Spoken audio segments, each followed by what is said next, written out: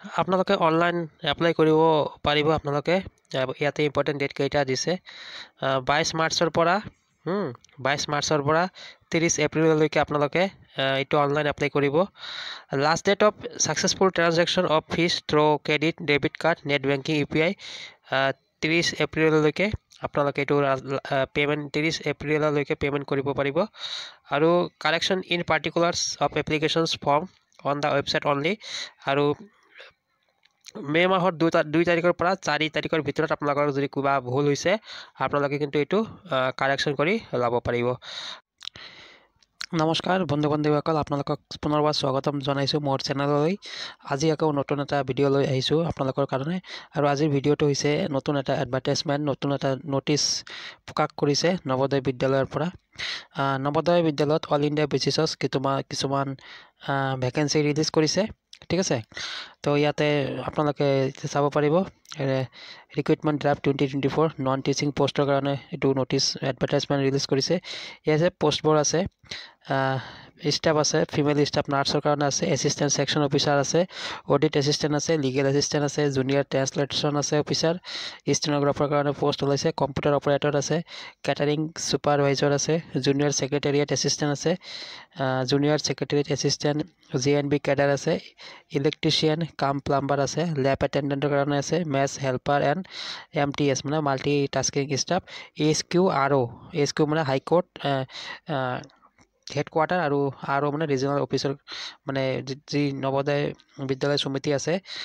হেডকোৱাৰ্টাৰত কিছুমান পোষ্ট, লগতে ৰিজনেল অফিচত কিছুমান পোষ্ট, আৰু লগতে কিছুমান নৱোদয় বিদ্যালয়তো কিছুমান পোষ্ট ওলাইছে। এইখিনি মই আজি বিতংকে আপোনালোকক বুজাই আছোঁ কেতিয়াৰ পৰা আবেদন কৰিব লাগিব, কি প্ৰচেছ এপ্লাই কৰিব লাগিব, আৰু ইয়াৰ ৰিক্ৰুইটমেণ্ট ফেজ এক্সাম পেটাৰ্ণ কি আছে, মই গোটেইকেইটা আপোনালোকক এটা এটাকৈ কৈ আছোঁ, ঠিক আছে। প্ৰথমতে চাওক, এইটো ডাইৰেক্ট বেচিছ হয়, মানে ৰেগুলাৰ পোষ্ট হয় এইটো। তো ইয়াতে যিটো হেডকোৱাৰ্টাৰ বা ৰিজনেল অফিচৰ যিবিলাক পোষ্ট আছে এইবিলাক আছে assistant section officer, audit assistant, junior translation officer, legal assistant, stenographers, computer operator, junior secretariat assistant and multi tasking staff. এইবিলাক হ'ব হেডকোৱাৰ্টাৰ আৰু ৰিজনেল অফিচত। আৰু JNB মানে স্কুলৰ কাৰণে বিদ্যালয়ত হ'ব female staff nurse, catering supervisor, junior secretariat assistant, electrician cum plumber, lab attendant and maths helper, ঠিক আছে। তো মই কৈ আছোঁ কিমান পোষ্ট আছে, ঠিক আছে। প্ৰথমতে চাওঁ আহক, ইয়াতে আছে ফিমেল ষ্টাফ আছে, ফিমেল ষ্টাফ নাৰ্ছৰ আছে, টোটাল আছে 121টা পোষ্ট আছে অল ইণ্ডিয়া বেচিছ হয়, য'ত আনৰিজাৰ্ভড 85 আছে, EWS 12টা আছে, OBC 12টা, SC কাৰণে 10টা আছে। মই ভালদৰে আপোনালোকক সকলোখিনি বুজাই যাম, আপোনালোকে ভিডিঅ'টো শেষলৈকে চাব। এছিষ্টেণ্ট ছেকশ্যন অফিচাৰৰ কাৰণে আছে টোটাল 5টা পোষ্ট আছে, অডিট এছিষ্টেণ্টৰ কাৰণে টোটাল 12টা পোষ্ট আছে, ঠিক আছে। আৰু আছে জুনিয়ৰ ট্ৰেন্সলেশ্যন অফিচাৰৰ কাৰণে আছে টোটাল 4টা পোষ্ট আছে, লিগেল এছিষ্টেণ্টৰ কাৰণে আছে 1টা পোষ্ট। আৰু ইয়াৰ কোৱালিফিকেশ্যনবিলাক কি হ'ব মই কৈ আছোঁ আপোনালোকৰ কাৰণে। প্ৰথমতে আপোনালোকে ইয়াতে জানি লওক কোনটো পোষ্টত কিমান ভেকেঞ্চি আছে। ষ্টেন'গ্ৰাফাৰৰ কাৰণে আছে টোটাল 23টা পোষ্ট, কম্পিউটাৰ অপাৰেটৰৰ কাৰণে আছে টোটাল 2টা পোষ্ট আছে। তাৰপিছত আছে কেটাৰিং ছুপাৰভাইজাৰ, য'ত 78টা পোষ্ট আছে, junior secretariat assistant group C headquarter আৰু ৰিজনেল অফিচত আছে, junior secretariat assistant group C, য'ত হেডকোৱাৰ্টাৰ আৰু ৰিজনেল অফিচবিলাকত পষ্টিং দিয়া হ'ব, তাতে আছে টোটাল 21টা পোষ্ট আছে। আৰু চাওঁ কি আছে,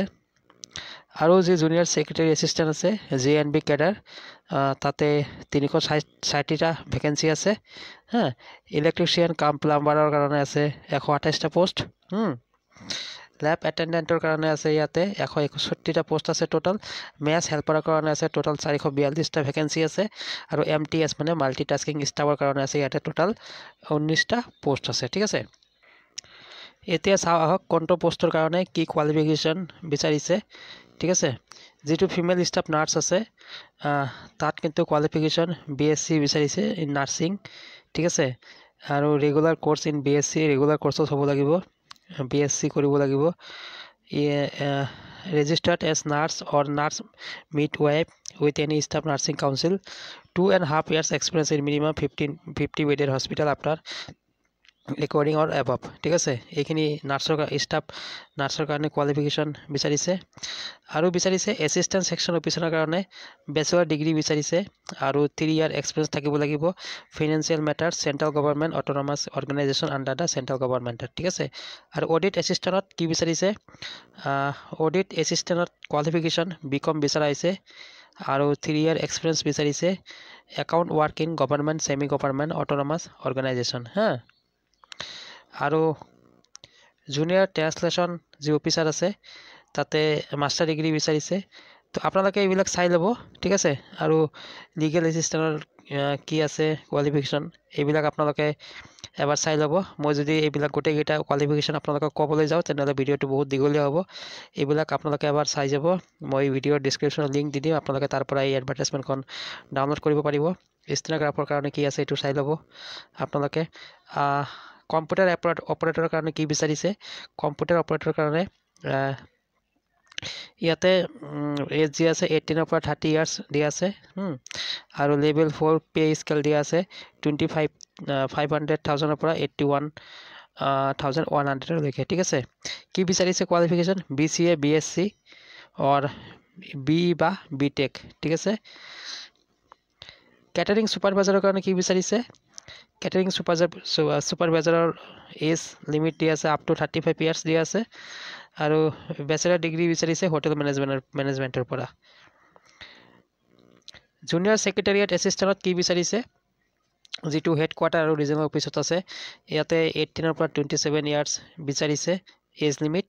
আৰু ইয়াতে পে স্কেল দিয়া আছে 19,900 পৰা 63,200 লৈকে লেভেল 2 পে'মেণ্ট পে আৰু কোৱালিফিকেশ্যন বিচাৰিছে ছিনিয়ৰ ছেকেণ্ডেৰী চাৰ্টিফিকেট মানে হায়াৰ ছেকেণ্ডেৰী পাছ বিচাৰিছে আৰু বিচাৰিছে 30 word per minute in English typewriter or 25 word per minute in Hindi typewriting ঠিক আছে আৰু নহ'লে কি বিচাৰিছে 5+2 level senior secondary from CBSE state board with secretariat practices and office management vs as vocational subject ঠিক আছে জুনিয়ৰ ছেক্ৰেটাৰী এছিষ্টেণ্ট টো ক'লোৱে আপোনালোকক JNB কেডাৰৰ কাৰণে আৰু হেডকোৱাৰ্টাৰ ৰিজনেল অফিচৰ কাৰণে ছেম কোৱালিফিকেশ্যন ইয়াতে বিচাৰিছে কিন্তু আপোনালোকে এবাৰ চাই ল'ব ইলেক্ট্ৰিচিয়ান কাম প্লাম্বাৰৰ কাৰণে ক্লাছ 10 পাছ বিচাৰিছে ITI চাৰ্টিফিকেট থাকিব লাগিব ইলেক্ট্ৰিচিয়ান আৰু ৱায়াৰমেনত থাকিব লাগিব আৰু 2 ইয়াৰ এক্সপিৰিয়েঞ্চ বিচাৰিছে ইলেক্ট্ৰিকেল ইনষ্টলেশ্যন ৱাৰিং প্লাম্বিং ঠিক আছে আৰু ডিজাইৰেবল কৈছে 2 years experience in maintenance of electric appliance MTSৰ কাৰণে কি বিচাৰিছে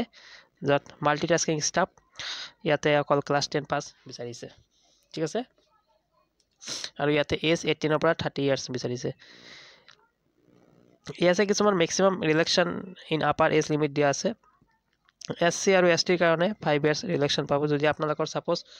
ইয়াতে বিচৰা হৈছে 30 ইয়াৰ্ছলৈকে আপোনালোকৰ যদি SC ST হয়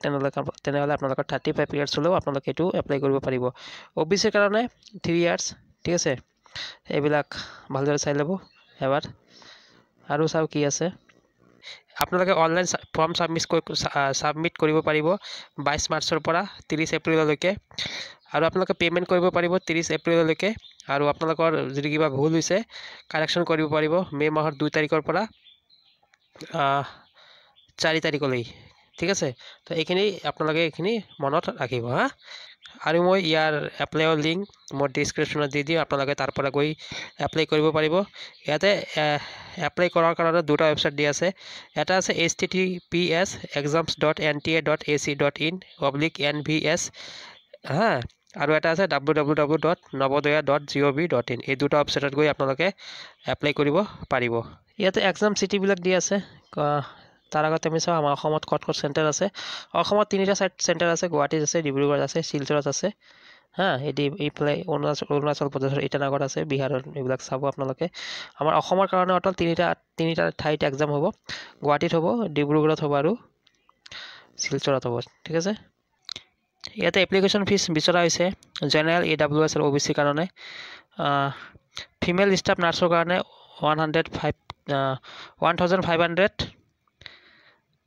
এইটো অকল ফিমেল ষ্টাফ নাৰ্ছৰ কাৰণে জেনেৰেল EWS আৰু OBC কেটেগৰীৰ কাৰণে 1,500 আৰু SC ST PWDৰ কাৰণে 500 টকা বিচৰা হৈছে আৰু ফিমেল ষ্টাফ নাৰ্ছৰ বাহিৰে যিবিলাক পোষ্ট আছে তাৰ কাৰণে জেনেৰেল EWS OBC কাৰণে 1000 টকা পেমেণ্ট ফিজ আৰু SC ST PWDৰ কাৰণে 500 টকা এপ্লিকেশ্যন ফিজ বিচৰা হৈছে হা আৰু এটা দিয়া আছে there will be negative marking for wrong answer 1/4 mark will be deducted for each wrong answer negative mark ইয়াতে আছে